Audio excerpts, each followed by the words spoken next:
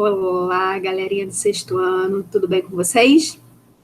E aí, pessoal, iniciando a nossa semana de prova, é isso, e eu estou aqui novamente fazendo uma aula, né, gravando um vídeo com essa temática, né? Semana passada nós fizemos uma revisão mais geral, né, dos dois capítulos que vão cair na prova, né? Lembrando que a prova ela é baseada no capítulo 1, Tempo e História, né? Onde nós vimos como assuntos principais a própria definição de tempo, o que é tempo histórico, né? Aprendemos também a questão da linha do tempo, né? Como a linha do tempo se configura. E o segundo capítulo, que é registro da história, né? Onde nós vimos ali a questão das fontes históricas, né? O estudo do passado através de fontes históricas que funcionam como uma espécie de pistas, né? Meio que comparando o historiador com um detetive, né? E essas fontes podem ser das mais variadas possíveis, né? Podem ser fontes materiais, fontes imateriais, né? Podem ser fontes orais, podem ser fontes escritas, enfim, né? Tem uma categoria grande, né? Onde as fontes, essas pistas, podem ser encaixadas.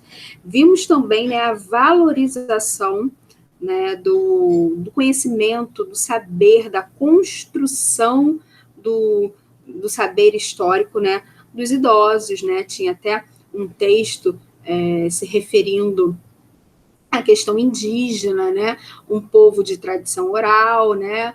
Pegando já o gancho das fontes, né? Os indígenas, eles são povos majoritariamente, ou seja, em grande parte, povos de tradição oral, né? Então, as fontes, os vestígios encontrados pelos historiadores e arqueólogos para poder estudar, né, os povos indígenas, eles são baseados geralmente em fontes materiais, né, utensílios, vasos, adornos, né, o que são adornos? São enfeites, né, colares, brincos, cocares, isso são adornos, são enfeites. Então, geralmente, quando a gente quer estudar ali um grupo indígena, a gente busca essas fontes materiais, né, e também fontes orais, né, porque os indígenas, assim como muitos povos de matriz africana, e aí a gente está falando já de um outro continente, né, indígenas América e matriz africana, obviamente África, mas eles têm essa semelhança, né, são povos de tradição oral. Então, como estudar? Exatamente valorizando esse saber dos antepassados, né? Valorizando esse saber dos idosos, esse saber que vai sendo passado de geração em geração através da oralidade, através da fala. E isso acontece, gente, não somente nos povos indígenas ou nos povos de matriz africana.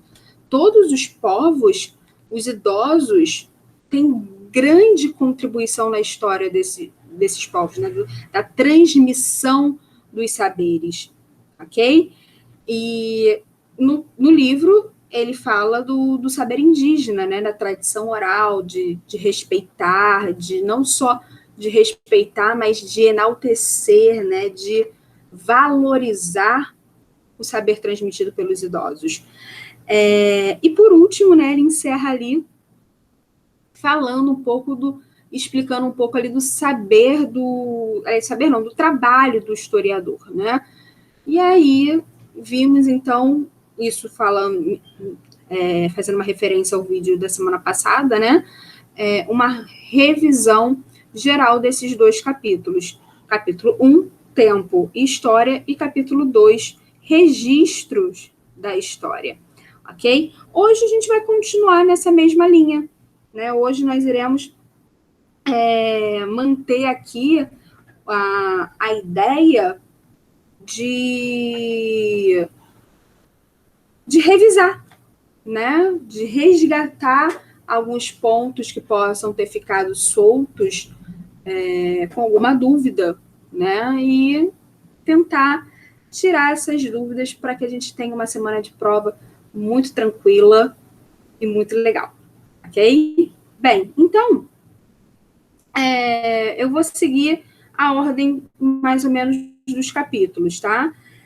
Bem, o que a gente precisa focar, né, para fazer ali uma boa prova? A gente precisa focar na questão do tempo, né? Inicialmente a questão do tempo e a contagem desse tempo. Esse tempo, ele pode ser visto, né, analisado de várias formas, né? De formas naturais ou de formas artificiais, né? Existem várias formas de se contabilizar esse tempo, de se marcar esse tempo. Fontes artificiais, por exemplo, relógio, né?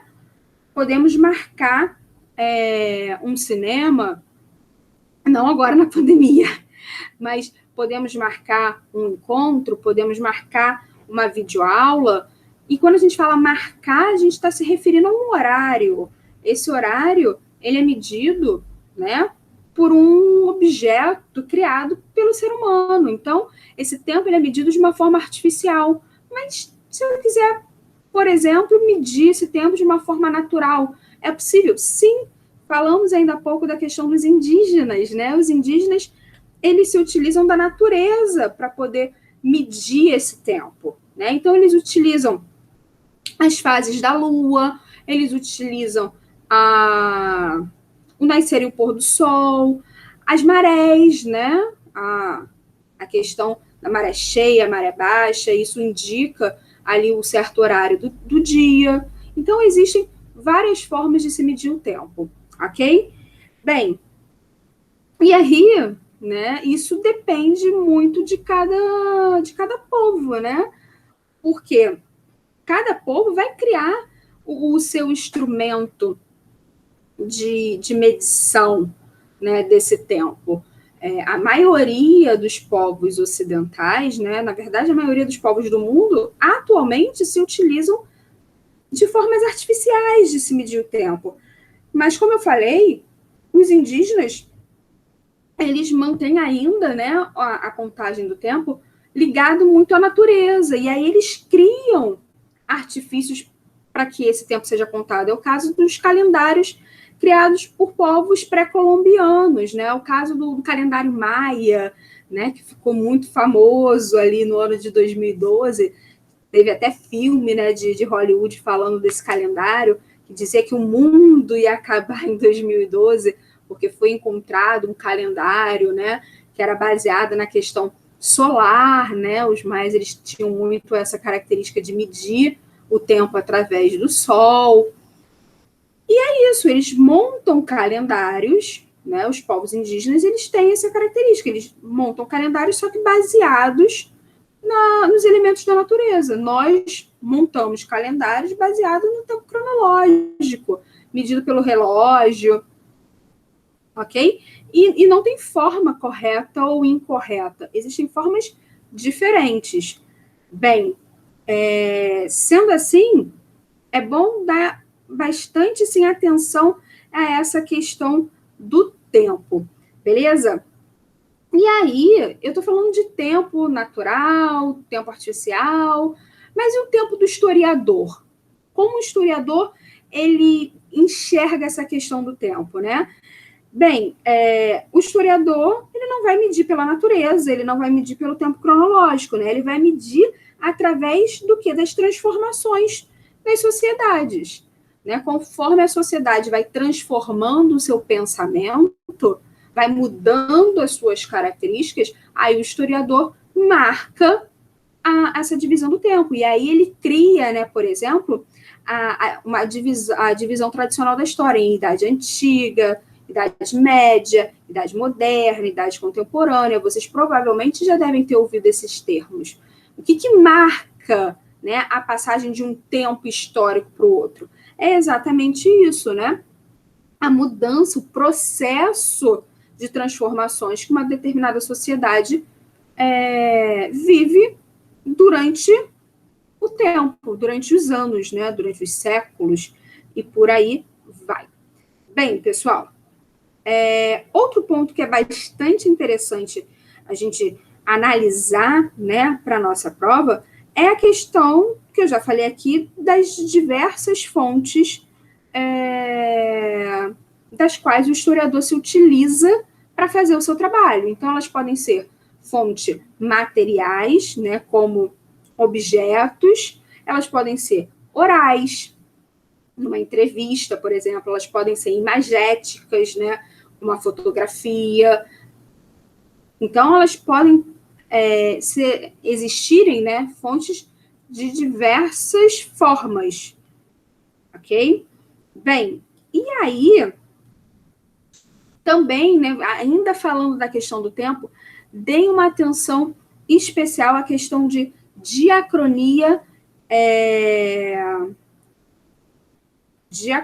sincronia, né? Tem aqui no livro de vocês. Tempo, né, diacrônico, tempo sincrônico, vale bastante a pena vocês analisarem isso com mais carinho, tá? Lembrando da diferença, né, que um estuda o tempo, né, o tempo não, o objeto através do tempo, analisando ali o que constrói o que está sendo estudado, e o outro analisa o sincrônico, esse é o diacrônico, o sincrônico analisa tudo o que está ao seu redor, ok? Então, você não vai pegar só ali o que acontece com aquele evento histórico, vai pegar tudo o que está acontecendo à sua volta, ok? Porque ele sofre interferências externas. Bem, continuando aqui, mas a gente pode ver, né? A questão da linha do tempo é interessante, né? Como ela é construída, vale a pena a gente lembrar que a linha do tempo, ela marca o tempo cronológico, né? E geralmente ela é feita de forma linear, tá? Bem,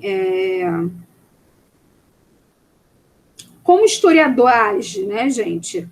O historiador, ele sempre é um questionador, ele vai interpretar as fontes, ele é um intérprete das fontes. É importante também a gente falar da questão do sujeito histórico. Nós somos sujeitos históricos, nós estamos aqui participando, escrevendo a história, ok? E é basicamente isso, pessoal. Tá? A questão ali de como a história é medida, de como a história é periodizada, né? Também é interessante a gente analisar isso. E acho que só, né? Lembrando que a nossa prova está bem tranquila, está bem assim, dentro do nosso capítulo, pegar ali o capítulo, dar uma estudada antes, que todo mundo vai se sair super bem, eu tenho absoluta certeza. Bem, pessoal, espero ter ajudado com esse vídeo e até o nosso próximo encontro, até a nossa próxima aula, porque aí nós já iremos entrar no novo conteúdo, no conteúdo de uma nova avaliação. Mas se preocupem primeiro com essa V1, ok?